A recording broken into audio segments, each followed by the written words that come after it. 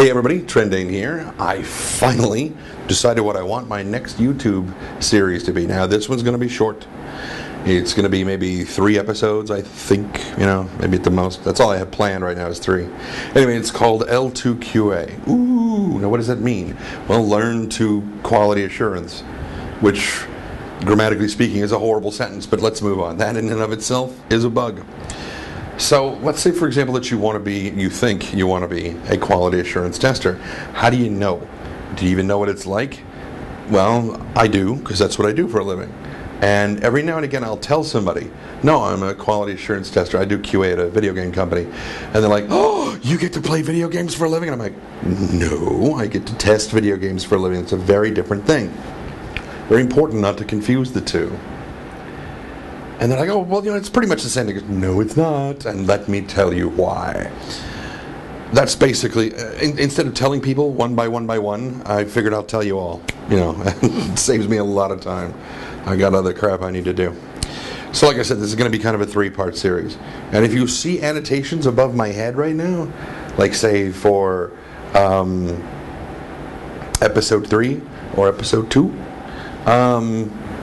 I promise I won't push them from the back side. If you see them and they don't work, that's a bug. It's not it's kind of a bug. It's as designed because I haven't finished editing them yet. But they'll work pretty soon. Anyway. So you want to be a QA tester. Well, what kind? Because that's kind of what we're going to be covering in these 3 episodes. The first thing we're going to cover in this episode is what it's like to be a black box tester or an end user tester, and it's very much you're the end user. You go out, you buy the video game, you take it home, you put it in the machine, and you play it. We don't play it, but that's the experience that you're going for. What does the customer see? The episode 2, we're going to be covering what is an embedded tester. Embedded testers are also sometimes referred to as white box or gray box testers, and it's because they see more of the game code than black box testers do. And then in part 3, we're going to cover what is it like when you don't work at a QA or at a video game company and you're just doing QA at home, like for the Elder Scrolls Online or any kind of open or closed alpha or beta, depending on where they are in the development process. What is it like? What do you do? What are you supposed to do? So that's what these 3 episodes are going to be about. But for right now, let's talk about black box testers. Now, for a black box tester, well, any level of QA, really, our job is to be an accountant. It is our job to champion the expectation of quality. That's what we do. We assure quality. Well, whose expectation of quality are we championing here? Is it the board of executives? Is it the shareholders, the people who own shares in the company? No, it's where we get our money. It's the customer's expectation of quality. Who's going to be using our product? They're the ones that have the expectation of quality. And it is their expectation of quality that is our job to assure. So that's the perspective that we have to be able to look at. But we also have to be able to look at things from the producer's point of view or the developer's point of view, because otherwise we become right assholes all the time, and we'll get into that later on. For right now, let's say, for example, you decide one morning, you wake up, and right after you stop thinking that crickets would be really tasty right now, right after you get up and you brush your teeth and you're looking for a job, you're like, what do I do? I know, I'll go and apply to be a video game tester. Well, what is that going to be like? Well, let me tell you. Most likely, it's going to go like this. You're going to go in for your interview, and they're going to ask you, why are you there? And what are the skills that you bring to the table that you think are going to make you a good QA tester? How would you do a QA test on a stapler? That kind of thing. That was actually a really common question. How would you QA a stapler? And you'd be surprised how many people go,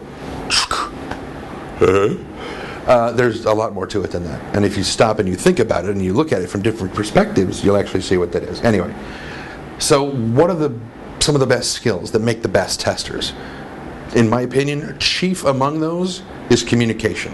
You can have all the best ideas in the world. You can find the biggest, nastiest bugs in an entire piece of software. But if you cannot communicate them to someone, if you cannot tell someone clearly and concisely, look what I found, they are never going to understand what the hell you're talking about.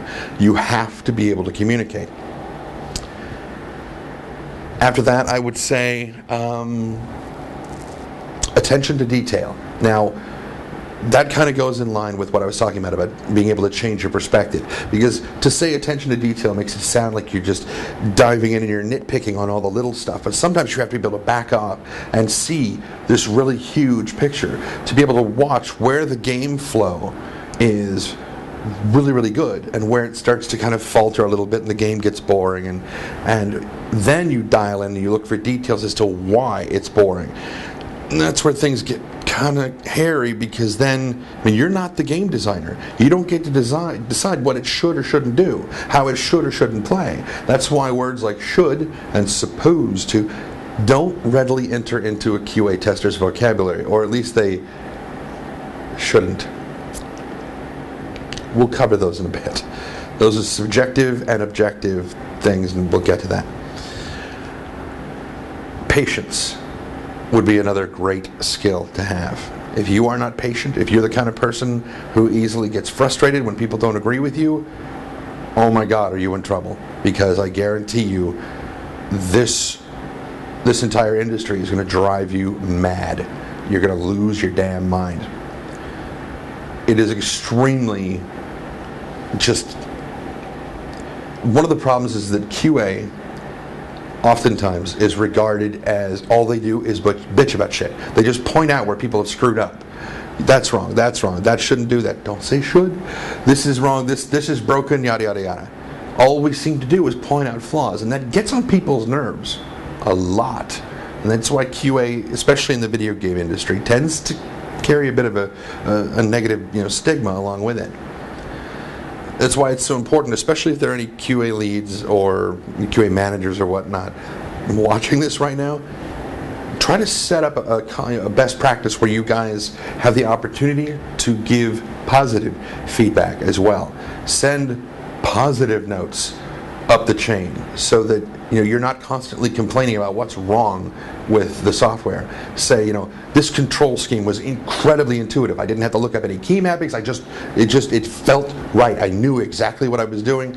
This particular piece of the storyline is incredibly engaging. I found myself just utterly engrossed. It gives some kind of positive feedback, because it really, really helps with relations, which then brings us to the next skill, which is very, very important, and that is having a thick skin. Because at some point, you're constantly just pointing out people's flaws in stuff that they've put a lot of work into, and that's all you ever seem to be doing. Someone's going to get pissed off. Someone's going to start screaming, and then it goes downhill from there. You have to have a thick skin. And I would say this one is the most important, but it's not the most important, but it is the most important. Courage. And I don't mean that in a cowardly lion kind of way. I kind of do, but I kind of don't. At some point, especially if you're a lead, now you'll have it, off and on as a tester. You'll have some bug that you really believe, this bug needs to be fixed. This has a critical impact on gameplay. This really drags down this section of the gameplay. And a lot of times that's why video game companies hire gamers, because gamers generally understand what makes a fun game. Well, expressing that's, you got to do it carefully, or it sounds like you're telling somebody they don't know what they're doing. Anyway, you're going to have a point where people are pushing back, and they're going to say, no, we're just going to let this slide. And you want to say, no, this bug is, no, you can't ship with this bug in there. It's terrible. Sometimes that's going to happen. You have to be patient. Maybe they'll fix it in a patch, something. Just keep a list of all the bugs you make and bring it up later on. Can we fix this in a patch? Blah, blah, blah. Hold them accountable. That's why we're accountants. Sometimes when you get up to the lead level and stuff, you will have been working on a game for quite possibly years. There is every likelihood that millions upon millions of dollars have been dumped into this game to make this game finally see fruition. And the guys come to you with the release paperwork and they put it on your desk and they say, we just need you to sign here and here and here, saying that QA signs off that this game is ready to release to the public. And you don't agree. You're like, no. In my opinion, and in the opinion of my team, this game is not ready for release, and no, I won't sign that. QA does not sign off. And that's going to get some very, very bad juju going for your side, because it's going to piss a lot of people off. Do not do that if you can't back it up, and that will be the bug database. You'd better have really good reason why you say no, and you'd better be able to back it up. What's the evidence you're going to have to call upon to back that up? It's going to be bugs. So let's talk about bugs. There are two primary types of bugs. There are subjective bugs, which are mostly opinion, and things that can't readily be qualified or quantified to other people, because they're kind of opinion. And then there are objective bugs, which are based upon fact. They are pretty much irrefutable. You've got concrete proof to back this one up. Whenever you find a bug, how do you know that you found a bug? Let's say, for example, you've got the game and you put it in and you're going along and you find a. How do you know you found one? Well, a bug is anything that makes you go, wait, what? It pulls you out of the gameplay experience and interrupts, because you get into this flow, into this groove, and things are just going. And when that happens, you're usually playing instead of testing. You're no longer analyzing. And that happens a lot towards the end of a game's release cycle, because most of the bugs are out, everything's polished, it's looking great, and now you keep getting lost in it. You start out playing, you're analyzing, you're looking for flaws and tearing and all sorts of stuff, and then next thing you know, you're just, and you're in it again, and you're playing. That's a good sign. You need to not do that, but it's a good sign. But at some point, something happens and you're like, whoa, wait. The second that happens, you probably found a bug. What do? If you, at any point, get ready to turn to somebody and say, hey, is this a bug? Don't even finish the H in hey. Just presume that you found one. Because it's better to report one and have them say, oh, no, that's a bug and here's why. And you're like, oh, okay, sorry about that. This is kind of one of those things about asking for forgiveness rather than permission. Sort of. And besides, if you find a bug and you tell them about it and they say, oh, no, that's not a bug, then it's on them. Because if it turns out that it is a bug, well, you told them about it and they didn't listen. That sounds a bit adversarial, but sometimes that's the way it is. But if you find a bug and you don't say anything, then it's on you, because you didn't tell anybody about it. So a bug is something that pulls you out of your gameplay experience. Now, once you find one, what do? Well, obviously, you've got to tell somebody about it, because otherwise it's whatever. Now, what happens if 30 people find the same thing at the same time? Or 30 people find the same bug in the same week, because maybe it hasn't been fixed yet? Well, that's where I go in and I search the database, because it's entirely possible that somebody has seen that already, and they've reported it, it just hasn't been fixed yet. Now, with larger game companies, they will have usually for each game that they're working on, especially the bigger publishers, they will have a bug database. And every time you enter a bug, it goes into the database and yada yada. Smaller companies, or companies that are doing open or closed, alphas or betas, they will oftentimes use forums on the internet to have their bugs entered there. It's easy to track. Regardless, search for your bugs. Now, let's say, for example, okay, I love crafting. I absolutely love crafting. So let's say, for example, you go to the tailoring table and you put a bolt of wool on the table and you put some thread and you put a needle and you say, I want to make a wool blanket, and you click craft, and the next thing you know, there's a copper breastplate in your inventory. That is what we call a bug. And you're like, that does not seem right somehow. And so you go and you search the database, and you search for keywords like tailoring, wool, copper breastplate, use those things. If you don't find anything, go ahead and put in a bug. Even if you do find it, maybe you find 30 other people have reported this thing. There's 30 other bugs that are all identical. They're all duplicates. Maybe they're just not written well. Read them. Look at each one. See if they have the same, maybe they're different bugs, but they all seem to revolve around the same central thing. Read the other bugs, compare them to yours, find out if you find somebody that's written the bug really, really well, add a note to their bug or to their thread or what have you, if it's in the forum, saying, yes, I experienced that too, I also did this, this, and this. And help people refine how the bugs are reported.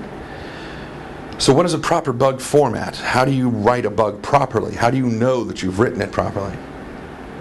Well, there's the summary line. A lot of companies do this way. You have a summary line, which is basically like a newspaper headline. You would say something, in the case of this particular bug, you would say, tailoring table produces copper breastplate. And that's all you really need to say, because it's the tailoring table, it produces something that it's probably not supposed to, and that something would be a copper breastplate. So that gives keywords to search by. Then in the body of the bug, you write in your steps to reproduction. And your steps to reproduction have got to be very, very simple. They've got to be so simple that you could hand the controls to your grandmother and have her follow those instructions one by one and reproduce that bug every single time. They've got to be very, very simple. Not because you think anybody's stupid, but that way there is no chance of miscommunication. Once you get to the end of the steps to reproduction, which basically say, go here, do this, and then your instinct at first is to say, this should happen. Do not use the word should. Do not use the word supposed to. Like I said, you are not the game designer. You don't get to decide what it should or shouldn't do, because you're not the one making it, really. You're the one verifying its functionality, not defining its functionality. So what do you write instead?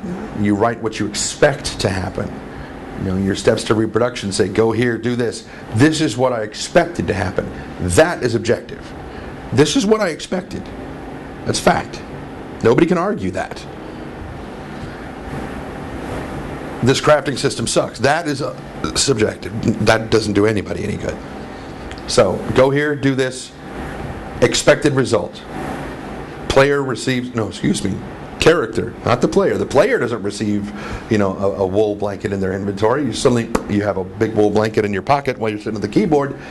Not quite right. Character receives wool blanket in their inventory. That's the expected result. Actual result, what actually happened. Character receives copper breastplate in inventory. Then below that you can put notes. Now in those notes there you can start expressing things like opinion. It seems to me that blah blah blah, maybe it's only this particular tailoring table because I tried it at this tailoring table, or maybe the reproduction rate is only like 30%. Maybe sometimes it produces a copper breastplate, maybe sometimes it produces a book of poetry or something. Maybe it randomizes whatever it gives you. Who knows? It could happen. You could be at a tailoring table in the fairy realm, and no matter what you put on the tailoring table, it gives you some random item. It could be, a short sword of elder god slaying. It could be rubber dog vomit. You don't know.